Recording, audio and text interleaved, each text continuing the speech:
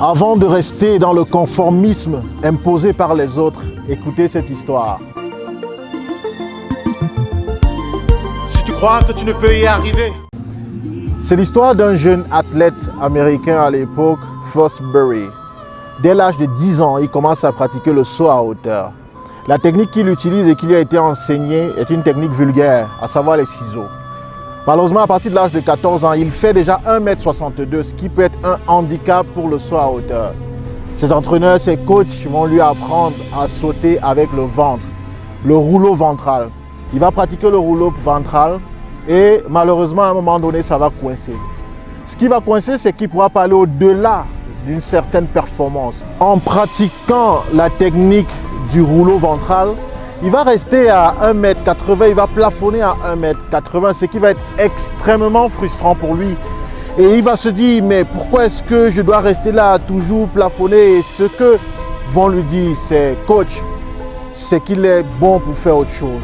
On va lui dire, écoute Fosbury, tu devrais peut-être faire le triple saut ou aller faire la haie. Et lui, parce qu'il était passionné par le saut à hauteur, va dire que non, il est possible pour lui d'aller au-delà de ce qu'on voit, de ce 1,80 m. Il va continuer à travailler et puis un jour, comme illuminé, il va oser faire quelque chose. Il va se dire, mais plutôt que de faire le rouleau ventral, est-ce que je peux pas faire le rouleau dorsal?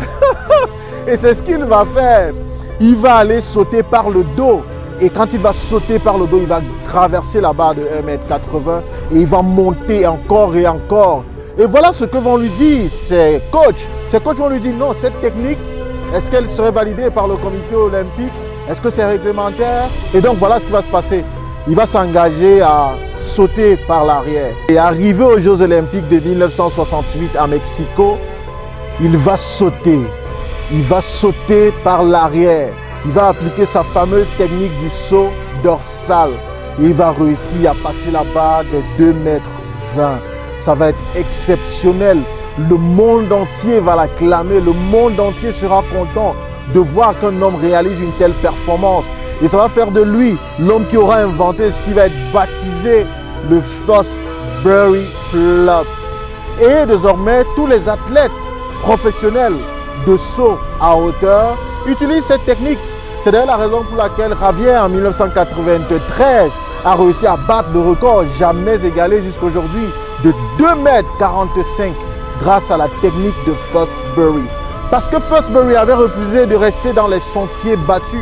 Il avait refusé de continuer de marcher dans le couloir du saut à ciseaux ou bien du saut à roulette ventrale pour sauter par le dos. Il avait innové. Malgré ce que ses coachs lui avaient dit, il avait persévéré dans son innovation. Et aujourd'hui, le monde le célèbre comme étant l'inventeur du saut arrière. Et il a été introduit au US Olympic Fame en 1992.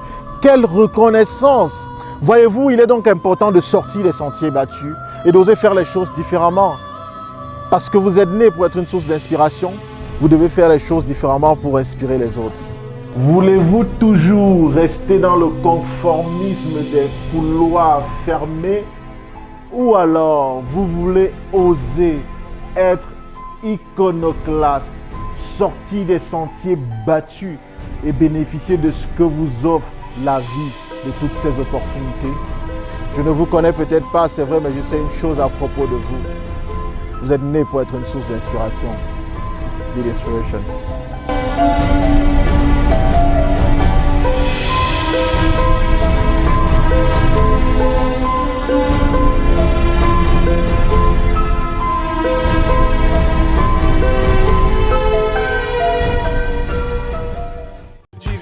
Que tu es né pour être une source d'inspiration.